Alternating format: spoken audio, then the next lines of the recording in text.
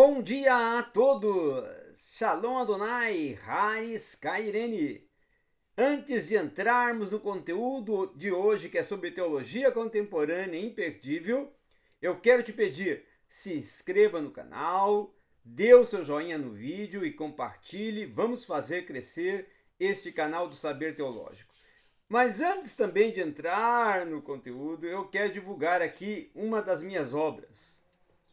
Este excelente e extraordinário livro, Escatologia Pentecostal, publicado pela editora Reflexão, uma das mais renomadas editoras da teologia arminiana, a representante da teologia arminiana aqui no Brasil. Nesta obra eu trato sobre as raízes, os fundamentos, os métodos e a epistemologia da escatologia pentecostal. Adquira excelente obra escrita por mim e publicada pela editora Reflexão. Entre em contato, adquira uma obra a ser adquirida. Muito bem, vamos então para a aula de hoje. Vamos falar hoje de Harvey Cox. Harvey Cox, que foi um teólogo que norteou também o seu tempo com a proposta e o pensamento de várias áreas propulsoras da teologia contemporânea. Harvey Cox, apesar de vários teólogos terem embarcado, terem se direcionado no modismo teológico, ele foi epitomizado e popularizado por um jovem professor batista, na qual ele se tornou e articulou o seu movimento de teologia secular. O livro de grande sucesso de Harvey Cox, The Secular City, ou seja, A Cidade Secular, publicado em 1965, é uma das obras que mais foram propulsoras de Harvey Cox. Harvey Cox ele foi educado em Haile e Harvard, e também ele lecionou no Andrew Newton Seminar, antes de juntar-se ao corpo docente da Harvard Divinity School, em 1965. Durante os anos 60, a sua teologia secular ela se encontrou dentro de uma aplicação prática através de seu ativismo tanto no ministério urbano quanto no movimento pelos direitos civis. A tese fundamental de uma das suas obras propulsoras foram A Cidade Secular, que ele afirma que o processo de secularização, ao contrário de ser destrutivo para a espiritualidade cristã, está em profunda concordância com a fé cristã. Esta concordância surge do fato de que a secularização é simplesmente a consequência legítima do impacto da fé bíblica sobre a história. Na verdade, a secularidade ela se dedica ao que é verdadeiramente autêntico, básico para o evangelho, a saber, a liberdade e a responsabilidade. O chamado do evangelho à conversão, portanto, é uma admoestação para que se aceite a responsabilidade adulta. De acordo com essa avaliação, Cox usou palavras semelhantes às de Dietrich Bonhoeffer para desafiar os cristãos a encontrarem Deus nos movimentos contemporâneos de secularização. Ao invés de lutar e de se opor à secularização, seria melhor, segundo Cox, que refletíssemos sobre as ações daquele que libertou um povo antigo do trabalho sem fim, tirando-o de uma terra onde os capazes eram cruéis e levando-o para uma terra abundante em leite e mel. A preocupação maior de Cox era elaborar as implicações para a igreja dessa tese sobre a secularização. Ele afirmava que a base adequada para a doutrina da igreja, ou seja, a eclesiologia, encontra-se numa teologia de mudança social, até mesmo de uma revolução, simbolizada pela imagem da cidade secular. Por causa da justaposição de dois termos importantes, secular e cidade, para Cox, esse símbolo vai representar os objetivos do chamado do Evangelho. A ideia de cidade secular, ela exemplifica a maturidade e a responsabilidade. A secularização, ela vai denotar da dependência juvenil de todos os níveis da sociedade. A urbanização determina a criação de novos padrões de reciprocidade humana. Como resultado disso, ele se encontra na imagem de cidade secular como nação de maturidade e interdependência, um símbolo apropriado para a ideia bíblica de reino de Deus. Agora, também temos que considerar que William Cox, a partir da imagem de cidade secular, ele vai delinear uma nova visão da missão tripla tradicional da igreja. Sua função de querigma consiste, então, na proclamação da apropriação de poder. A igreja anuncia a vinda de uma nova era, uma era de libertação de qualquer força opressora e de responsabilidade pessoal e social em sua função de diaconia. Ela cura as fraturas urbanas.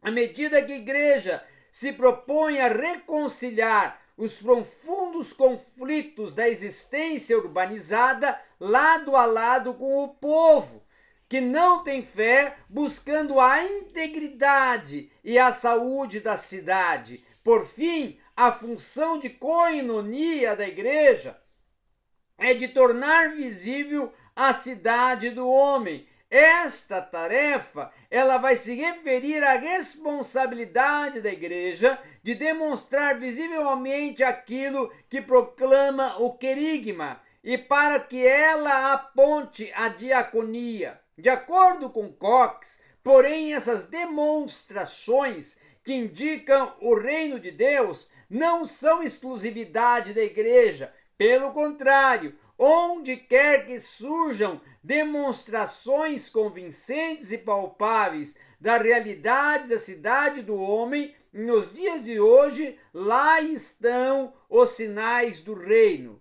Por fim, lançando mão de Bonhoeffer, de Goldwitzer e de modo semelhante aos teólogos da morte de Deus, William Cox volta-se para a delicada questão de se falar sobre Deus no contexto secular. A sua solução, ela se baseia na tese de que, na sociedade secular, a política compreendida dentro do sentido dado por Aristóteles, a ciência da polis, tem o papel que antes pertencia à metafísica, ou seja, de ser a fonte de unidade e significado para a vida e o pensamento humano. Em decorrência disso, Cox pedia uma teologia que se voltasse para essa nova linguagem.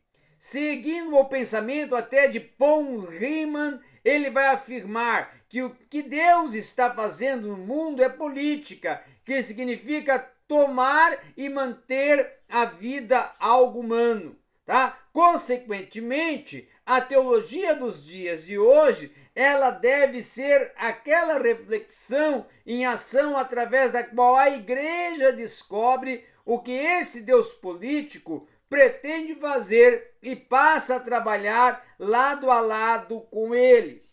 Para Cox, isso vai significar uma revisão da compreensão de transcendência. Ele vai afirmar que Deus vem até nós nos dias de hoje através dos acontecimentos da vida cotidiana e das mudanças sociais. Nesses acontecimentos, Deus é tanto o fundamento da liberdade quanto a base da experiência de quem nem tudo é maleável, é capaz de ser transformado numa extensão de nós mesmos. Deus está por trás da obstinação das realidades que nos confrontam, mas acima de tudo, Deus vem para trabalhar com o nosso companheiro, que deseja que nós nos interessemos pelos outros e não por ele. Essa ideia vai postular Cox a apresentar a sugestão que é o ponto alto do seu livro, a saber que devemos colocar de lado a palavra de Deus em favor de alguma outra designação da realidade que nos confronta na cidade secular, um novo nome à escolha do próprio Deus e que surgiria no tempo de Deus, certo?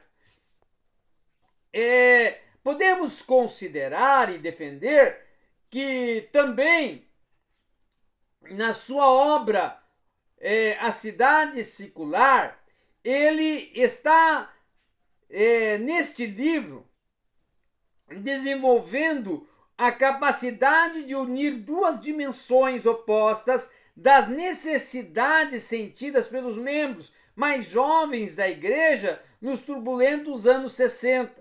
Tá? A obra então vai refletir o espírito revolucionário daquela época e ao mesmo tempo vai oferecer meios de se continuar sendo um cristão responsável e ativo. Porém, a capacidade da teologia radical, como um todo, de até apresentar uma alternativa satisfatória, não vai ter um grande tempo de duração. Tá? Na metade da década, os teólogos já haviam se desencantado com a teologia pop de David Leon Edwards, organizador de uma coletânea de respostas a John Robinson, quando ele escreve a grande obra Honest to God Debate, que é o debate sobre honesto com Deus. Tá? Afirmou que era necessário que alguém escrevesse um livro além do secular. As críticas também vinham de outros lugares, além da comunidade teológica aos olhos de seus oponentes, que era a teologia radical. Ela não havia cumprido a função apologética proposta até por seus próprios promulgadores e defensores. Os pensadores secularistas, eles não se impressionaram com as novas tentativas de adaptação da mentalidade da época, sendo que alguns até expressaram uma preferência pelos teísmos mais antigos ou até pela própria neo-ortodoxia. Até mesmo a abordagem mais conservadora de William Cox não escapou de uma repressão de seu público. Críticos percebiam uma incômoda suspeita de que ela também tinha ido longe demais, no sentido de se adaptar à mentalidade contemporânea e não havia conseguido manter as boas ideias da geração anterior de teólogos. Apesar das intenções dos teólogos seculares de considerarem com seriedade o trabalho de Karl Barth, leitores como teólogos Charles West temiam que o livro de William Cox viesse a se tornar mal interpretado e fosse uma volta a um liberalismo vigoroso dos dias que precederam Reinhold Niebuhr,